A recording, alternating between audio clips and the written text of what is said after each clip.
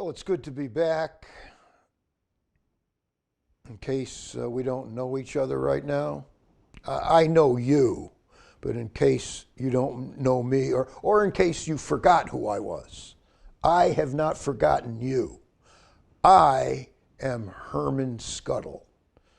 I've got a lot to say, and I'm saying it. Before we go any further with what I've got to say, let's take a look at what's happening in the news. I got some news right off the wire, so let's share it. In the news, IKEA is offering married couples $1,000 to build an IKEA bedroom set without using an instructional manual. Now, should a couple get into a violent argument during the construction, IKEA is offering free lawyer service. But the people will have to build their own case. Also in the news, a restaurant in Croatia uses a robotic chef to prepare the meals. The robot makes tasty dinners much faster than any human chef. And when the robot's workday is over, it goes to the bar and loosens up with a screwdriver. And finally in the news, a farmer in Wales named Kevin Forty, well, he recently set a world record in agriculture. He grew a massive sunflower it weighed 14 pounds, a 14-pound sunflower. Well, when he was asked for a comment, Mr. Forty said, "Roses are red, violets are blue, sunflowers are yellow. I'm tired. Now get off of my farm." That's the news. But let's get into the real stuff. Because when I say I've got a lot to say, I'm saying it. Now, look at yourself. Look at yourself. You are a study in uninspired precision. Every mechanical move you make is familiar and mistake-proof. First thing in the morning, you brew that perfect pot of coffee that you never stop to drink. Then it's the same old antiseptic monkey shines throughout the day. You face your job with a fraudulent visage. You sing-song your way through your part of any dialogue. Same as all your yesterdays. Same as the prescription for every day going forward. You tip the scales. You crunch numbers. Fudge the truth. Suck up to this one and walk all over that one. You are percolating with 21st century moral decay. You've become too thick-headed to pay attention to common sense. Hey, remember your grandmother? Yeah, she was all about common sense. And there was a time when you would pay strict attention to her. She was touchable, approachable, and reasonable. And never forget,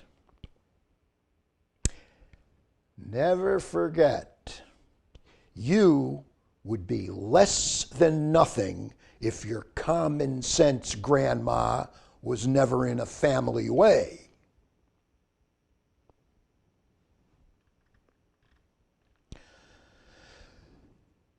Yes, and there you were this very morning. You tasted your first cup of coffee, and you stared out your kitchen window. And there was a mattress in the middle of the road. It looked like a queen-size mattress. Maybe it fell off a truck. Or perhaps somebody dumped it there. Well, how else could a mattress get from a bedroom to the street?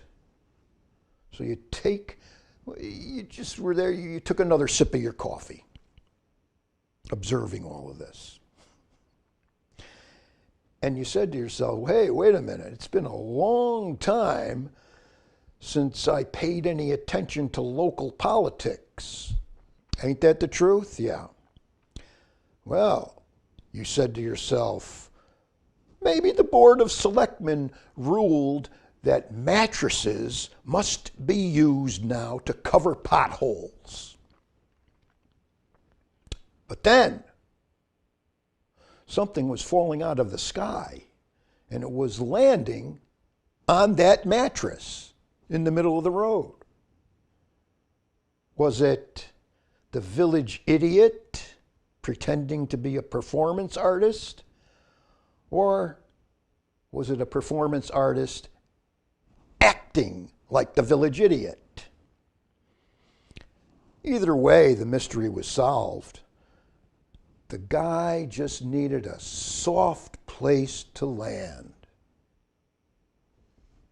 Like most of us.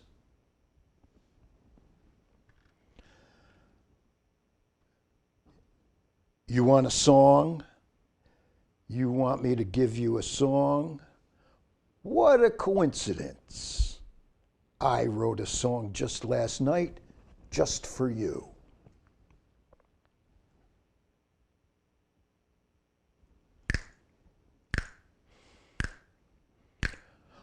Ordinary pain and suffering ain't what I had in mind.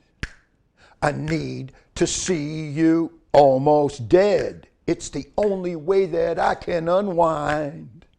So if you love me, if you love me, if you love me like you say you do, dive head first into an empty swimming pool.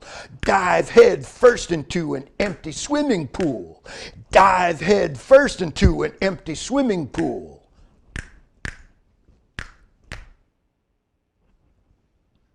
I know. It was a good one, wasn't it? Yeah, I know. Come on.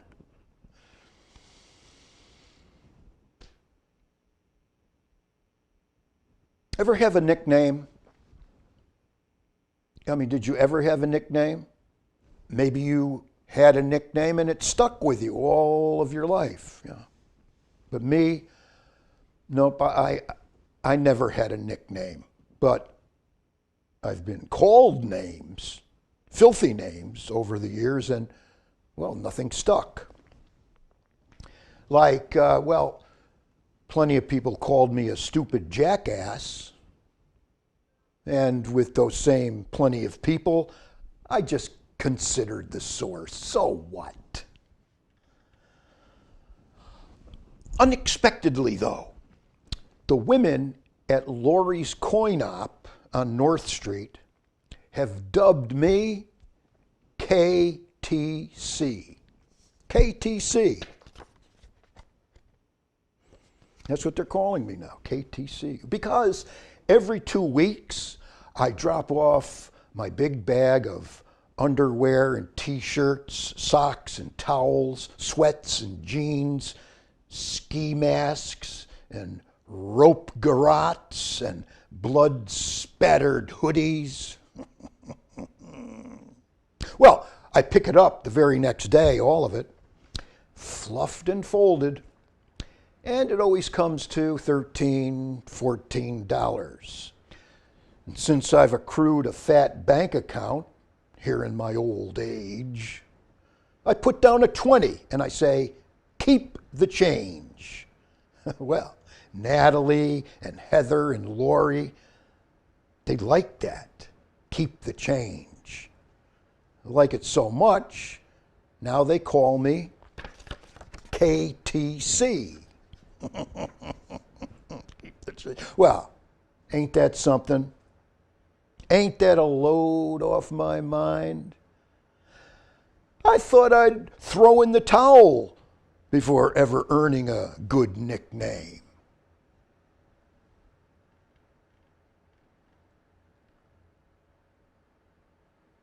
Now, just this morning, I was called the same name by 3 different people. A man riding his bicycle on the sidewalk almost crashed into me. He said, "Sorry, buddy, my bad."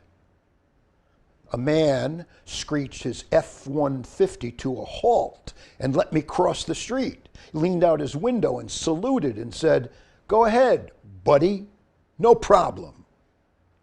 A man asked me for $1. I gave him a 5. He made a toothless smile and he said, "God bless you, buddy." Could have been different. I could have heard them say dude or pal or chief or champ or ace. Or how about big guy or sport or amigo? Of course, any one of them, if they knew me better, they might have said worse, like dirtbag or stupid jackass or pond scum. But no, I got 3 buddies just by being me downtown, right there on the corner of namelessness and obscurity. Advantage Herman.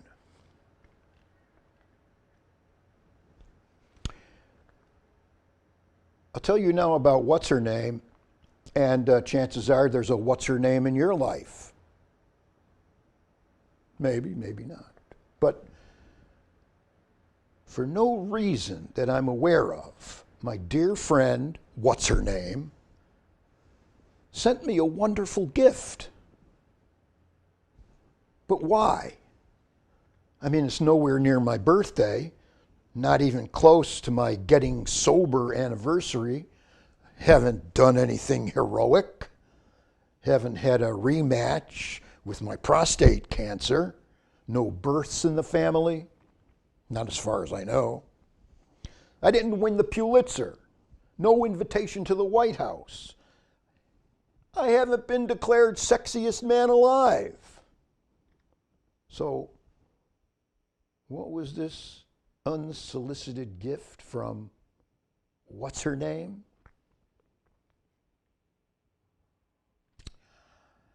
It was the most excellent kind of present that I could ever imagine. It was a 3-pack of Polo Ralph Lauren boxer briefs. A 3-pack of Polo Ralph Lauren boxer briefs. Red, gray, and black. And then I seem to recall that the last time that me and what's her name were together, I was having a midlife crisis.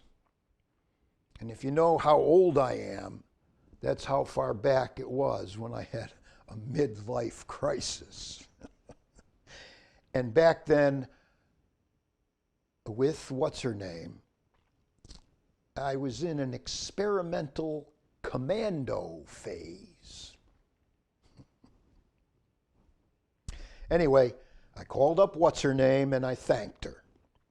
And I said, "Hey, would you like to come over and see how perfectly they fit?"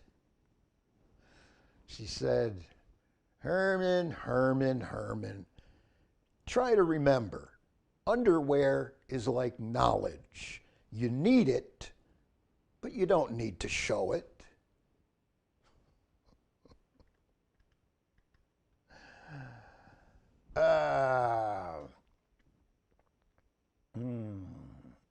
Oh yeah, here's the part where I have to do something here that I really don't like. But I'll do it anyway.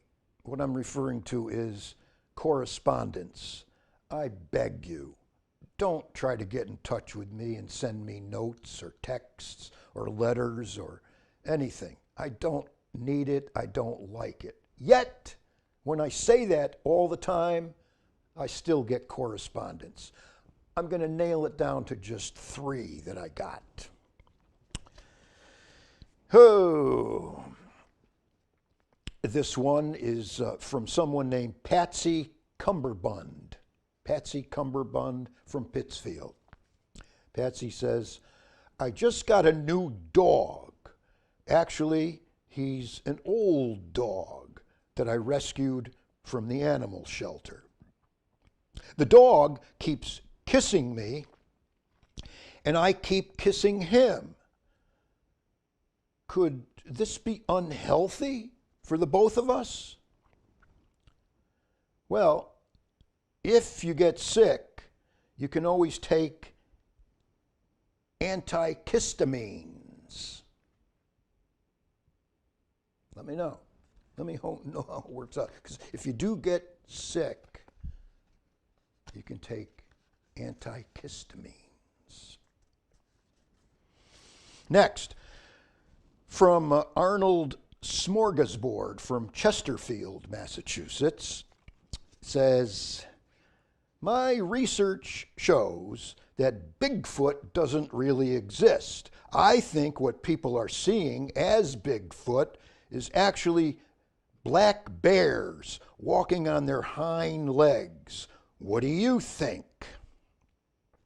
Well, maybe that's true in America, but in Europe, a Bigfoot does exist. It's known as Big Meter. And finally, in the correspondence, one from Sinbad Otherwise. Sinbad Otherwise from North Adams. He says, my life has been devoted to collecting 4-leaf clovers. I have an immense collection of 4-leaf clovers, but I'm very bored. And I think I've wasted my life with this hobby. What should I do? Mix your 4-leaf clovers with some poison ivy. It might give you a rash of good luck.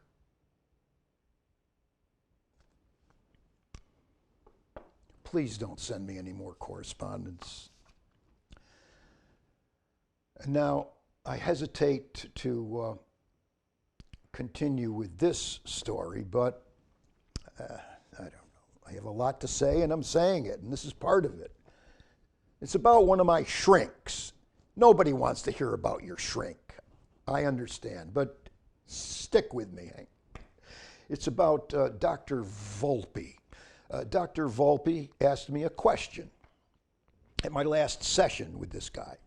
Dr. Volpe says, Herman, which would you rather have, a sore throat or $1 million? Dr.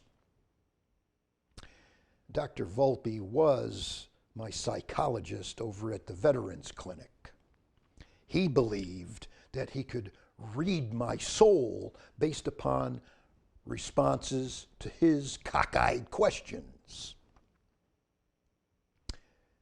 Which would you rather have, a sore throat or $1 million? I said, look, let me think about it. Well, back at the clinic 2 weeks later, Dr. Volpe was sitting on the edge of his seat, wide-eyed, licking his lips, anxious, over-anxious for my reply to his inquiry. Again, he asked me, Herman, which would you rather have, a sore throat or $1 million? You know, maybe he was writing an essay for a medical journal, trying to pump up his resume, get a better shrink's job at some place other than working for the Veterans Administration. I told him, obviously the $1 million would give my shabby lifestyle an upgrade. New best friends would rise from the cracks in the sidewalk. And what's not to like about suddenly being rich? On the other hand, I said, The sore throat might make me miserable and weak, but my cronies would surely show up with intuitive boosts of compassion and unsolicited tea and sympathy, as cronies do. And those are things that money can't buy. And then I said, hey, how about you tell me which you would choose, Doc? He said, Dr. Volpe says, with much disdain, now you're getting into the Socratic method, which I don't have time to explain. I went home and Googled the Socratic method, which is linked to Socrates. And I found a famous quote by Socrates. Socrates said, the only true wisdom is knowing that you know nothing, which I immediately text to Dr. Volpe, whose services I no longer need.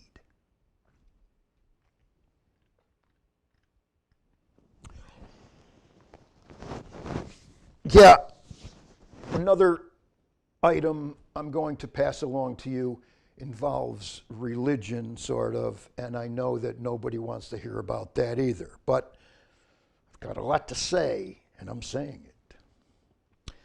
I'm saying that I was born and raised in the Catholic religion, okay?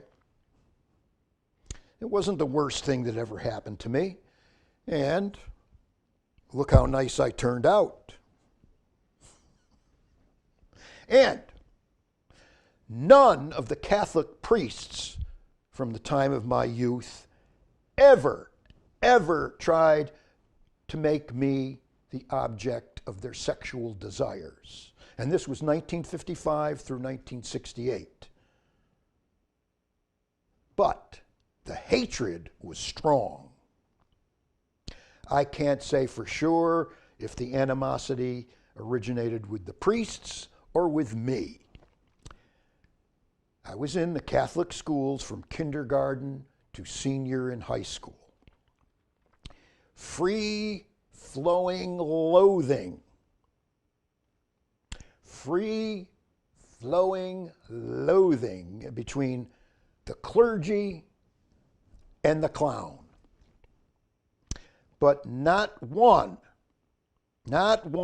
ever tried to jump my bones. Extreme dislike made a priest, high school principal. In the Catholic high school I went to, the principal was a priest. So extreme dislike made a priest, high school principal, suspend me because he blamed me for being the ringleader of a weekend beer party in the woods. I told this priest, high school principal, that I spent that weekend with my dad mowing lawns for rich people at Candlewood Lake. Rich guys like Angel Lopez being the manager of Kid Gavilan, the welterweight champ. But this priest, high school principal, insisted that I was lying. He called in my dad. He forced my dad away from his automatic screw machine at the Amphenol factory, made him come to the Catholic high school office. And my dad backed up my story, which was pure truth. Yet, this priest, high school principal, refused to believe my dad, even questioned my dad's faith, which made my dad's fist clench like Kid Gavilan's. Well, there was no suspension.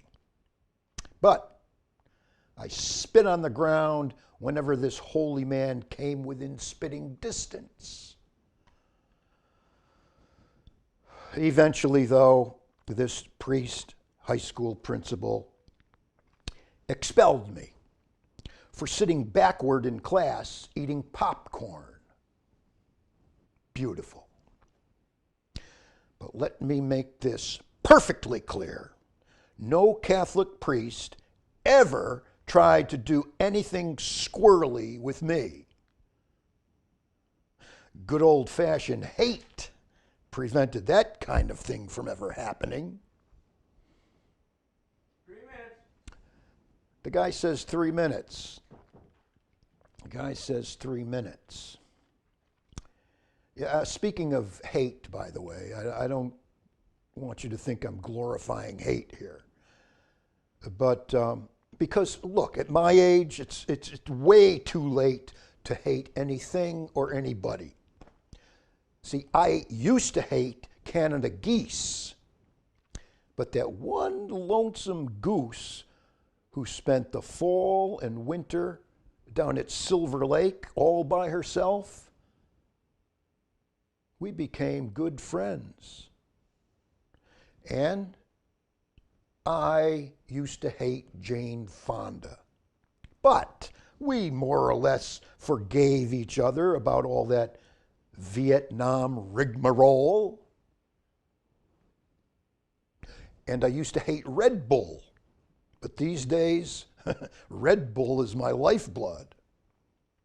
Yes, I've been emptying hard feelings all over the place, bit by bit, because it's never too late to drain the hate.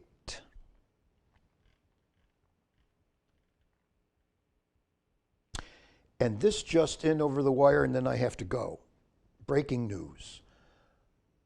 A young man visiting Ground Zero in New York City, where the Twin Towers were bombed, he was asked if he remembered where he was on 9/11/2001. The man said, "Actually, I was born on that day, but I vaguely recall a doctor's hand slapping my twin fanny cheeks." This is Herman Scuttle. So long until next time.